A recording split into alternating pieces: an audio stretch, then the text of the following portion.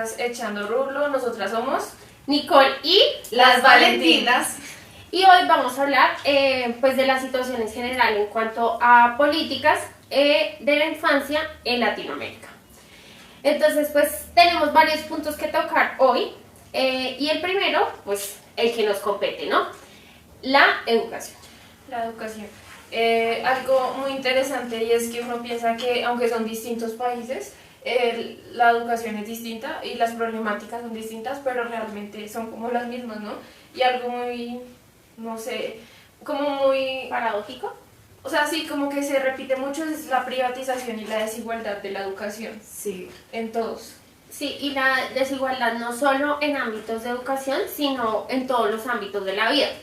Obviamente que algo que llama mucho la atención es que en Latinoamérica culturalmente existen pues digamos temas de machismo y obviamente de ese posicionamiento del hombre fuerte, blanco, y eso también configura unas, ¿cómo decirlo?, como maneras de la infancia para las cuales se generan estas políticas, ¿no? Entonces, en cuanto a educación, muchas veces también esa desigualdad que tú mencionas va muy enlazada al tipo de educación que se nos da en Latinoamérica. Y es una educación europeizada pensada para un niño en ciertas condiciones de ciertas características.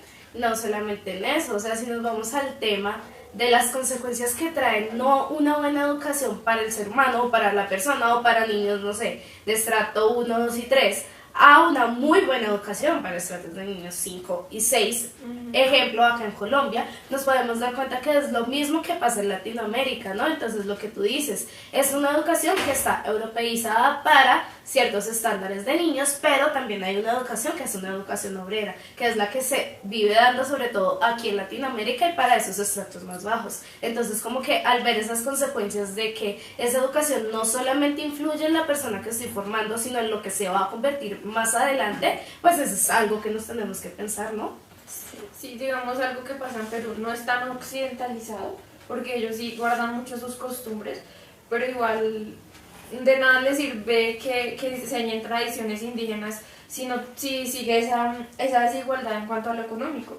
Y algo que me pareció interesante del tema de Venezuela, y es que Venezuela sí andaba muy bien con todos estos temas. Ellos sí estaban brindando educación gratuita para todos y educación de buena calidad, pero por problemas más de tipo social se ha visto muy afectado. Sí, social y político se ha visto muy afectado. Entonces, digamos, la deserción de los maestros, las pocas o las bajas condiciones en cuanto a la infraestructura, los servicios, entonces pues obviamente los niños y las niñas no pueden estar ahí, ni los maestros. Bueno, y allí también entra a tocarse, o se debe entrar a tocar el tema de lo que dice Valen, que es un poco el hecho de esa educación obrera, pero no solo de la educación obrera, sino la educación para gobernar, que es mucho lo que vemos acá en Colombia, ¿no?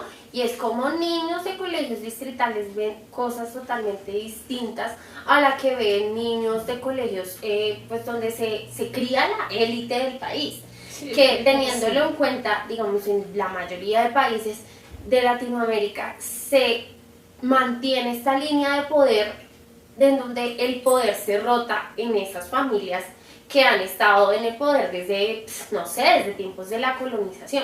Entonces es también cómo esa educación va marcando brechas sociales, ¿no? Porque a pesar de que constitucionalmente cualquiera que esté preparado para ser presidente o ocupar cualquier cargo político, realmente ¿quién va a llegar allá?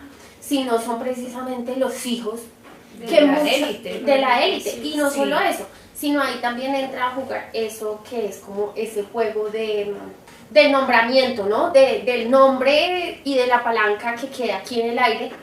Y es, por ejemplo, tenemos el caso del hijo de Galán, ¿no? Que iba con unos ideales totalmente diferentes y se valió de esa imagen de su padre, de su padre que fue como un prócer de la nación. Y bueno, iba a decir también algo ahí, es que me puse a pensar en que es la misma educación que vemos con los niños de la escuela en la que ahorita estamos prestando la práctica a los niños de la ACJ.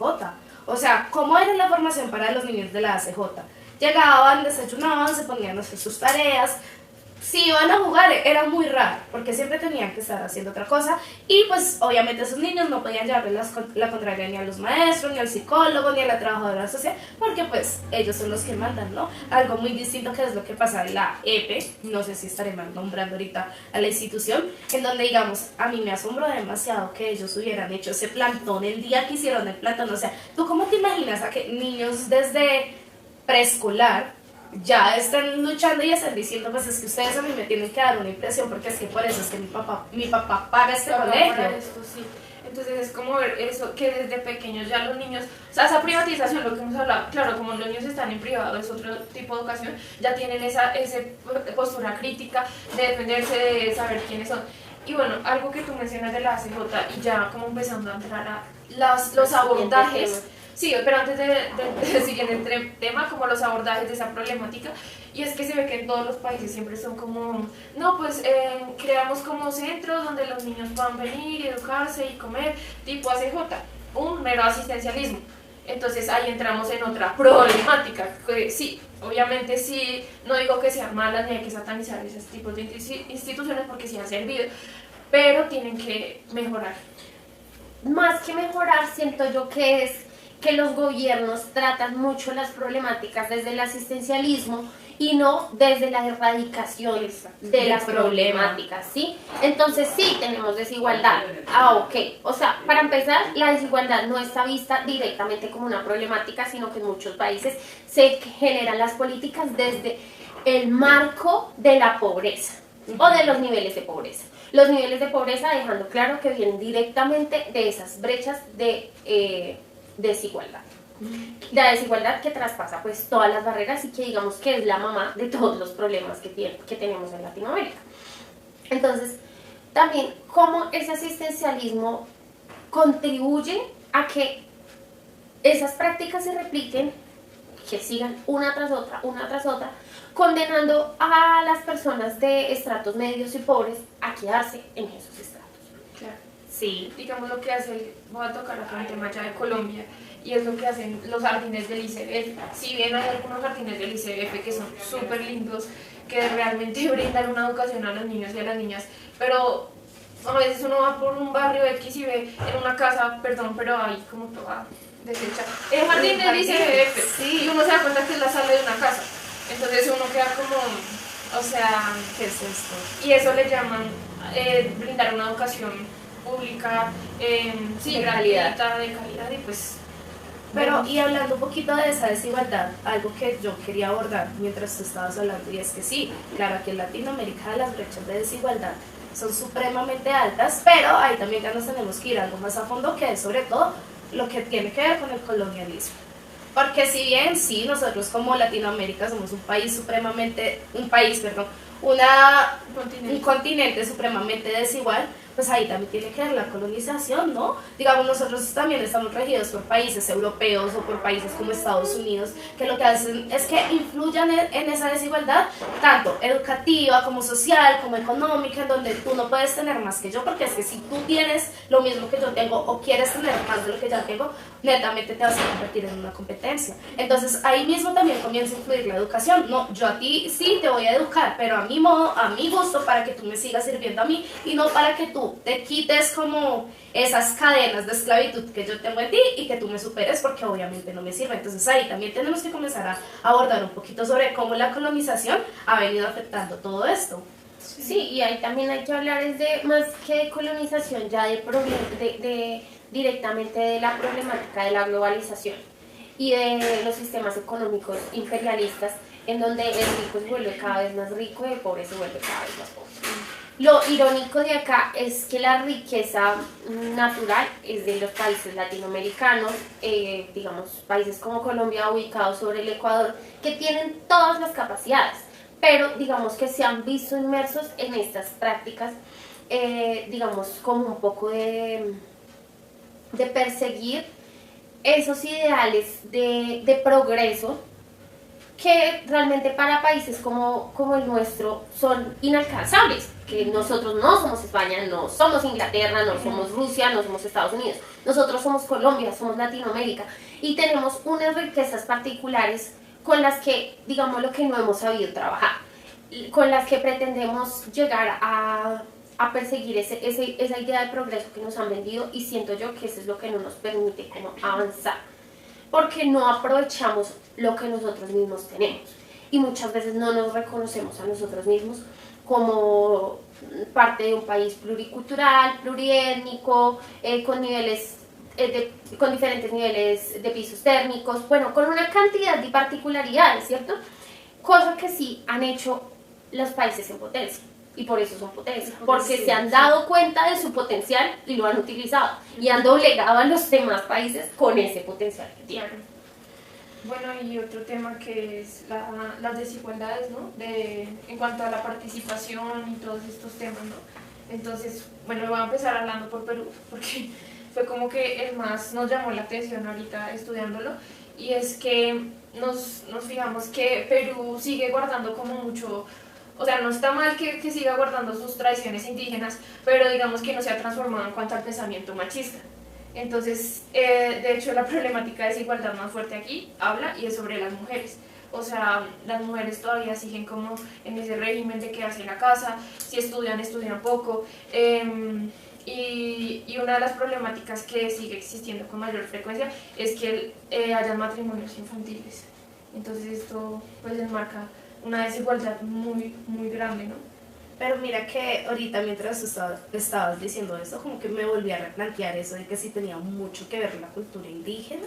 Y mira que en ese momento en el que lo volví a pensar, dije, no tiene que ver tanto que sea culturalmente indígena o no, porque sí, como antes lo habíamos estudiado, de hecho, las culturas indígenas también son como muy sabedoras, ¿no? Como que son muy dadas a que la mujer también tiene poder, y son muy dadas a que en ciertos casos la mujer también tiene derecho a mandar, y por eso pues están las matriarcas y que son las sabedoras, y a la mujer también se le tiene respeto. Siento que más esto del machismo, ¿sabes? Por esa cultura occidentalizada, europeizada, que era lo que pasaba, según yo, desde los españoles, porque pues claramente... Perdón, te interrumpo. Yo siento que acá estamos cayendo en un error, y estamos cayendo en el error de creer que es por una cosa o es por la otra. Sí. No, simplemente todo existe, o sea, y ha existido, sí. Y digamos, independientemente de que sea por la globalización o por las culturas indígenas o por lo que sea, la cuestión es que en Latinoamérica siguen existiendo grandes brechas de género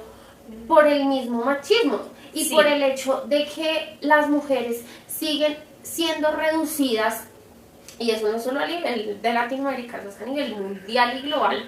O sea, seguimos siendo reducidas como mujeres a estar en la casa, a ocupar el menor espacio posible, a hacer el menor ruido posible, porque nos enseñan a crecer en unos estándares, ¿sí? Y obviamente que hay naciones en las que esto se nota más, y hay países en los que se nota más, porque pues obviamente existen las brechas culturales, porque hay países que sí, a pesar de que digamos puede haber culturas indígenas que tengan matriarcas y que todo se mueva a través como de la mujer, también hay que ser conscientes de que existen culturas indígenas súper machistas, claro, y que, o sea, precisamente es lo que pasa en Perú, que ellos, o sea, también creo que hay una cultura indígena acá en Colombia que aprueba ese matrimonio infantil, ¿sí? Entonces eso es lo que se ve afectado a Perú.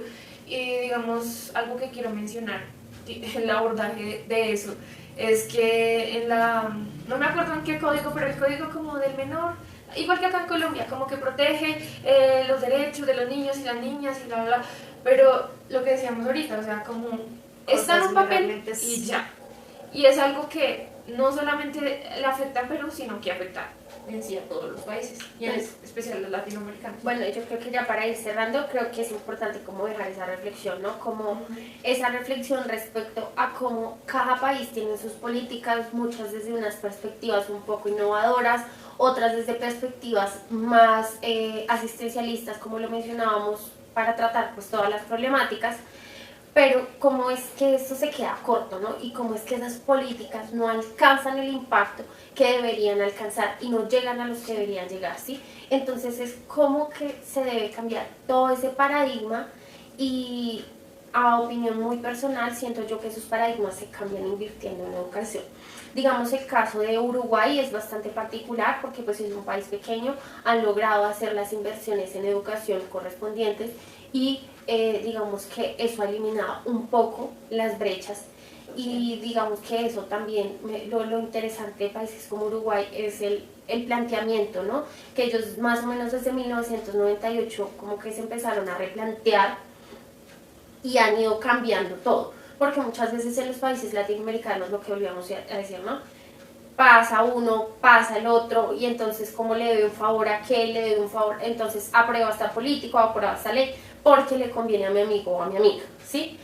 Y hay que cambiar todos esos paradigmas, digamos en casos particulares como el de Colombia, que es un país tan corrupto, eso se cambia desde la educación, y no desde la educación de allá de las grandes cabezas del país, sino desde la educación de los niños y niñas. Esa educación popular. De la educación en casa, de la educación donde yo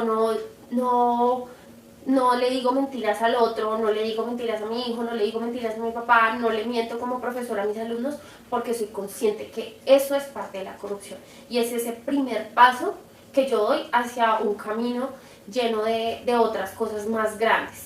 Suena un poco fatalista, pero realmente si nosotros aprendiéramos desde el colegio, desde nuestras casas, a tener un sentido de pertenencia, un sentido de apropiación, una identidad en donde yo digo, esto es mío, me apropio de esto y no me miento a mí mismo ni le miento al otro, pues se quebrarían esos paradigmas de corrupción que existen.